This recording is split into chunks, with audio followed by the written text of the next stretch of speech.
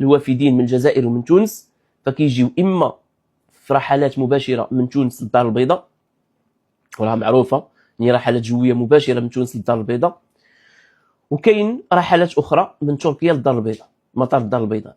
هادو هما يعني الخطوط الجويه اللي كتدخل فيهم اعداد كبيره من الجزائريين.